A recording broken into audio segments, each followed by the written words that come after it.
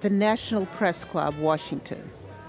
In a smoky wood-paneled room, journalists hang out at the Long Bar. In 1962, it's a go-to place for cheap drinks, food, and gossip. Amongst the journalists are Russian spies, listening in to conversations and picking up what useful information they can. Something, anything, to pass on to their superiors. It's Wednesday night, October 24th, day 9 of the Cuban Missile Crisis.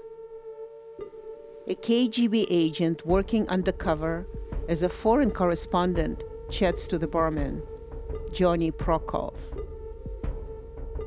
Prokov whispers something to the agent. He's just overheard a conversation between two reporters from the New York Herald Tribune. One of them has been selected to travel with the U.S. Marines if they invade Cuba and write an article about the operation. Prokov tells the agent that he heard the reporter say, "It looks like I'm going." That information gets passed to the Soviet ambassador, Anatoly Dobrynin, who urgently telegrams Moscow. The gossip becomes top-secret intelligence information and reaches Nikita Khrushchev's desk. For the Soviet premier, it's one of several signs that the United States is on the verge of invading Cuba. From the BBC World Service, this is The Bomb, Kennedy and Khrushchev. With me, Nina Khrushcheva. And me, Max Kennedy.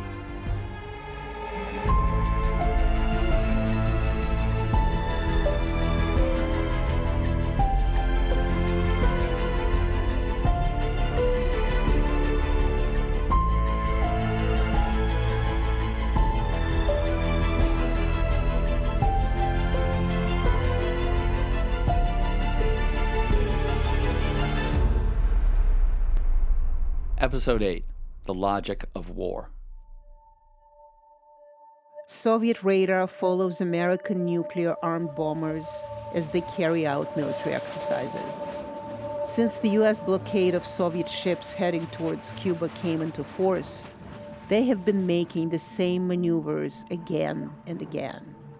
The jets fly eastwards over Europe towards the borders of the Soviet bloc, and then take a sudden turn away over the Adriatic Sea. It seems that the Americans are preparing to attack Moscow, as well as Cuba.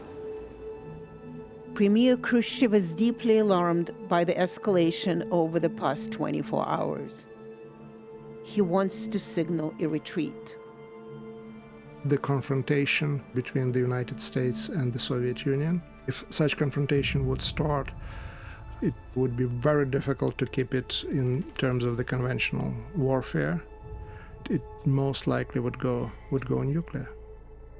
One thing that Kennedy and Khrushchev shared, that was fear of the not just nuclear weapons, but more specifically the hydrogen bomb. That was the game changer. That put the world on the brink of really destruction. The Alexandrovsk, the Soviet ship with nuclear warheads packed into its hold, sits in harbor in Cuba. As it waits for unloading, Khrushchev presents his argument to the Presidium. He wants to offer Kennedy a deal. If the Americans will guarantee not to attack Cuba, Khrushchev will take out his missiles. The Presidium approves.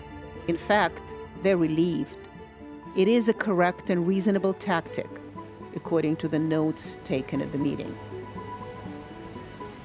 Do not unload the warheads off the Alexandrovsk, Khrushchev instructs General Pliev in Cuba. Turn the ship around for transportation back to the Soviet Union.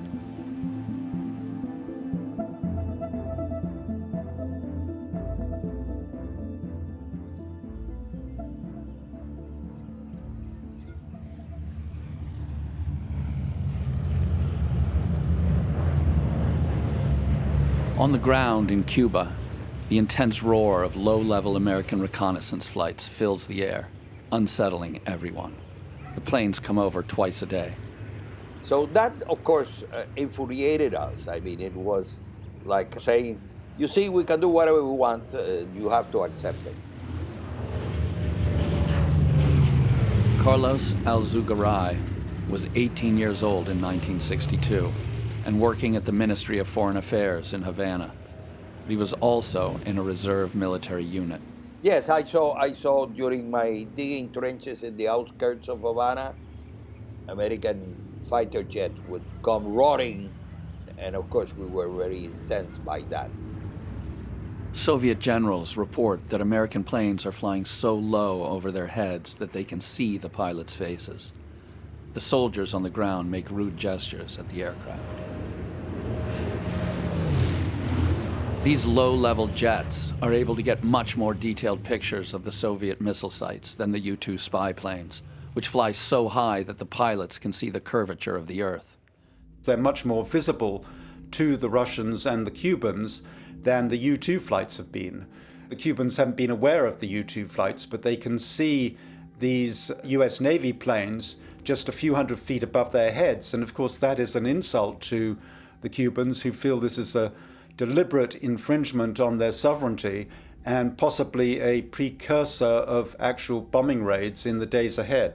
The morning after President Kennedy's speech revealing to the world that Cuba had become a base for Soviet nuclear missiles, Havana wakes up to news headlines saying the island is now on a war footing.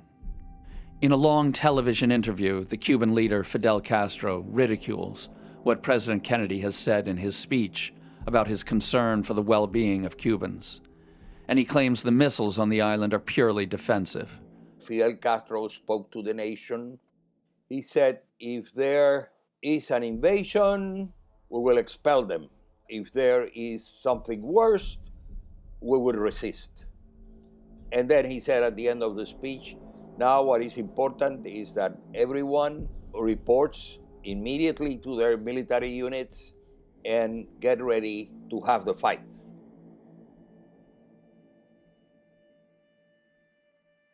Like John F. Kennedy, Nikita Khrushchev carries the scars of the Second World War.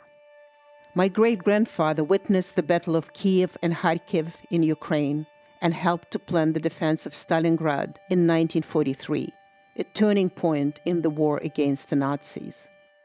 He was a commissar, an intermediary for Stalin, who used Khrushchev to keep his military commanders under control. Khrushchev, who spent a lot of time on the front line, would plead with Stalin on their behalf. More than 1 million Soviets died at Stalingrad. It's one of the deadliest battles in the history of war. Khrushchev does not want to start another one.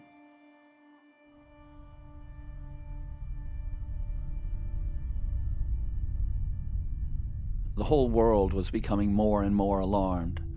That's my father, Robert Kennedy's recollection in his memoir of the Cuban Missile Crisis, 13 Days. At this stage, the Americans and the Soviets are managing the crisis mostly behind closed doors, but a confrontation at the United Nations Security Council is played out in full public view. On Thursday, October 25th, there is a public confrontation at the United Nations between Kennedy's ambassador, Adlai E. Stevenson, and the Soviet ambassador, Valerian Zorin. This really does become memorable to, millions of Americans and others around the world who were afraid that World War III might break out, at any moment. The Soviet ambassador, Valerian Zorin, claims that the Americans have nothing but so-called false evidence to prove the presence of Soviet missiles in Cuba. They were making the case that it was all propaganda, that it was an American deception scheme. But U.S. Ambassador Adlai Stevenson fights back. All right, sir. Let me ask you one simple question. Do you, Ambassador Zorin, deny that the USSR has placed and is placing medium and intermediate range missiles and sites in Cuba? Yes or no? Don't wait for the translation, yes or no. Ambassador Zorin is genuinely unaware of the weapons massed in Cuba. He has been kept in the dark. I am not in an American courtroom, sir, and therefore I do not wish to answer a question that is put to me in the fashion in which a prosecutor does. Продолжайте вашу речь, господин Стивенсон. В свое время вы получите ответ. Sir, would you please continue your statement? You will have your answer in due course. I'm prepared to wait for my answer until hell freezes over, if that's your decision. And I'm also prepared to present the evidence in this room. American aides in dark suits carry in poster-sized photographs of the missile sites under construction. These are placed in easels just below the gigantic mural for peace at the center of the auditorium in the crowded UN Security Council chamber. Everyone has heard about America's reconnaissance technology, but the public has never before seen the photographs. The CIA declassifies these images for this specific confrontation. In an age where communications between governments are painfully slow, live television cameras reveal Soviet deceit to the world in real time. President Kennedy is watching in the White House. Terrific, he says. I never knew Adlai had it in him. It's front-page news in the New York Times the following day, and a major public relations defeat for the Soviets. Around the world, the showdown causes shockwaves. Premier Khrushchev is not aware of the United Nations bust-up, but he knows he needs to act. He begins dictating a letter to Kennedy. The stenographer takes it down. He talks about the need for peace. War is a calamity, he says, not a game. If indeed war should break out, he writes, then it would not be in our power to stop it, for such is the logic of war. I have participated in 2 wars and know that war ends when it is rolled through cities and villages, everywhere sowing death and destruction. Khrushchev comes to his proposal. We will declare that our ships, bound for Cuba, will not carry any kind of armaments. You would declare the United States will not invade Cuba. But he doesn't mention removing the missiles on the island. He gives a vague promise to remove military specialists. And then comes a heartfelt section. He tells Kennedy, you are threatening us with war. We and you ought not now to pull on the ends of the rope in which you have tied the knot of war. A moment may come when that knot will be tied so tight that even he who tied it will not have the strength to untie it. And then it will be necessary to cut that knot. You understand perfectly of what terrible forces our countries dispose.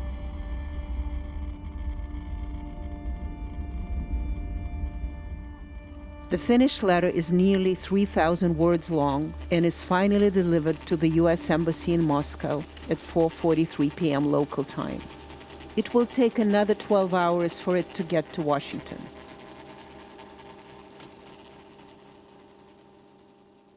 It is still Friday morning in Washington. President Kennedy does not want to put Khrushchev in a corner from which the Soviet premier cannot escape.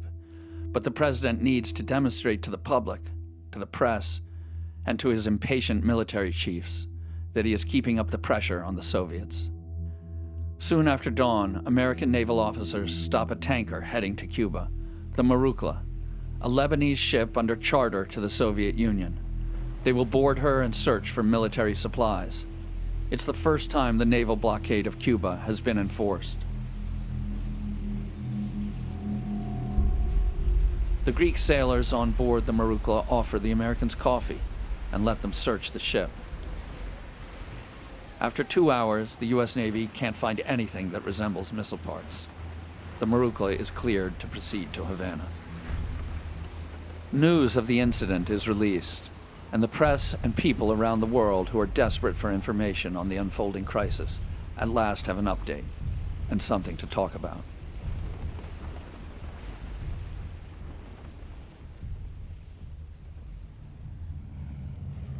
By Friday, Fidel Castro is in a state of high anxiety. Cuban intelligence agents are telling him that the Kennedy administration has prepared an ultimatum for the UN Secretary General to issue. It calls for the missiles to be removed from Cuba. Castro orders Cuban forces to move to their command posts and prepare for hostilities. He's enraged by the constant overflights. They are a violation of his airspace.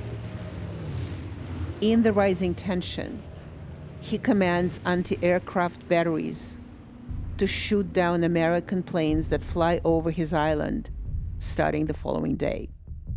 Castro is getting frantic. He's getting reports from Brazilian envoys saying possibly an invasion within 24 to 48 hours.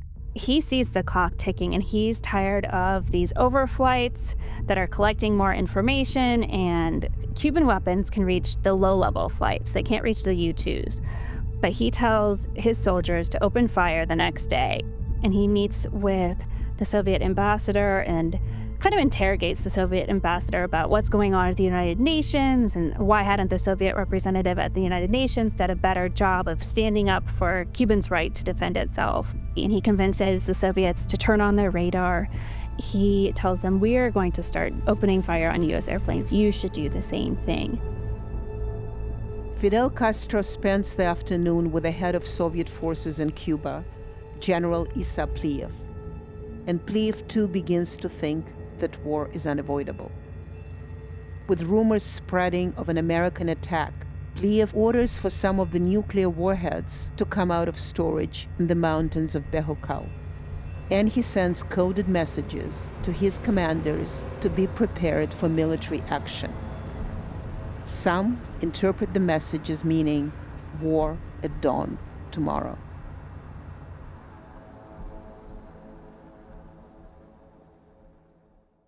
I was born a few years after the Cuban Missile Crisis, but my older sister, Kathleen, remembers. I asked her what things were like at home with our parents, Robert and Ethel Kennedy, in October 1962. We didn't really see Daddy very much. He used to come, when he was Attorney General, he'd come home often for dinner, but not during that period of time. Except for one night, one evening, he did come home, and we had a practice of saying prayers every night before bed. We would say nighttime prayers. And as we said the rosary, Daddy explained to us that there is a threat of nuclear war because the Russians had put missiles in Cuba, and they might use those missiles, or we might have to protect ourselves. And he said there's a place in Virginia that has been built as a safety place for people to go to, members of the cabinet's family to go to. So if anybody wants to go to that place and feel that they're safe, you can go now. I want you to know you have that choice. And we discussed it, not for very long, because we all said, no, we want to be here with you, Daddy. And Mummy obviously said the same thing, I want to be with you, Bobby. And so we had just said our prayers, and he kissed us all and hugged us, and then went back to the White House.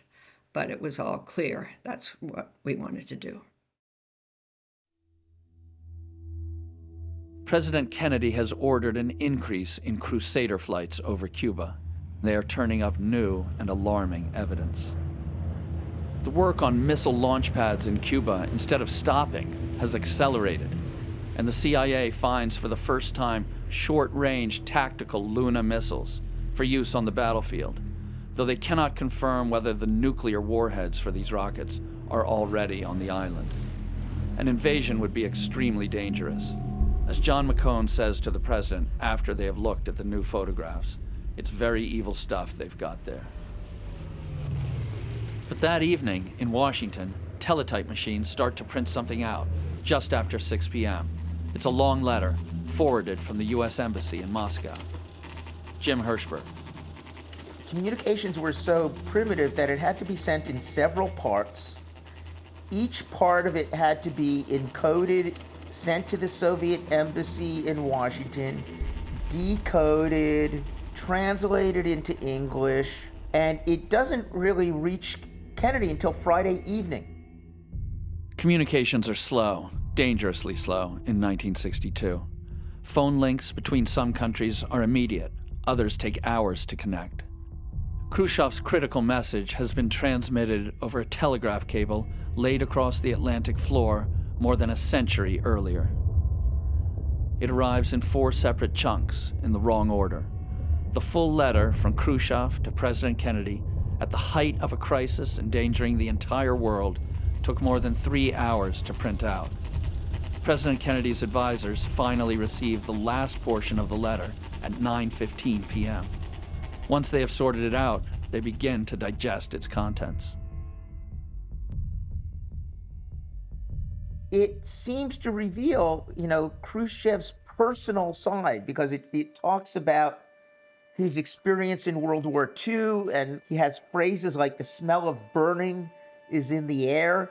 Kennedy actually, who judges things by their literary quality sometimes, is very impressed by the letter.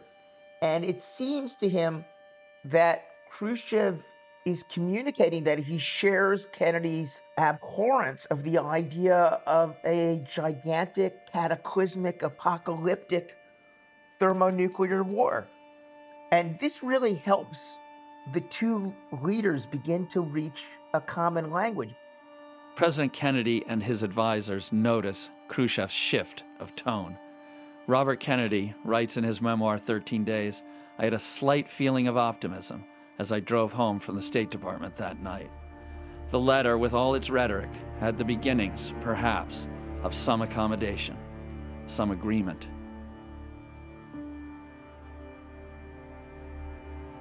It's nighttime in Havana.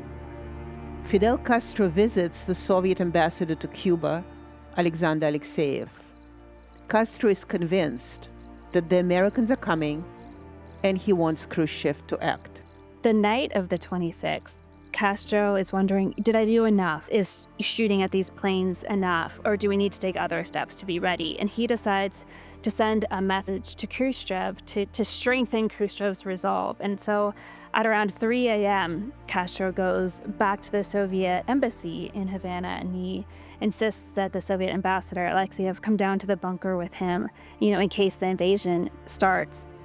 And he composes this message to Khrushchev in which he is trying to warn him, you need to be ready, an invasion is coming. And if there is an attack on Cuba, the next thing is going to be an attack on the Soviet Union. With the ambassador's help, he writes an emotional letter, Alexeyev translating from Spanish to Russian. As they drink beer and eat sausages, they talk for hours, trying to find the right language to appeal to Khrushchev. They come up with the following. The imperialists might initiate a nuclear strike against the USSR as well. In those circumstances, the moment would be right for considering the elimination of such a danger, claiming the lawful right to self-defense. Castro is proposing that Khrushchev strikes first with his nuclear weapons. He says, however difficult and horrifying this decision may be, there is, I believe, no other recourse.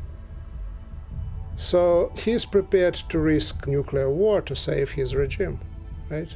That's the state of mind of Castro. So if I die and my regime dies, well, the world can go to hell as well.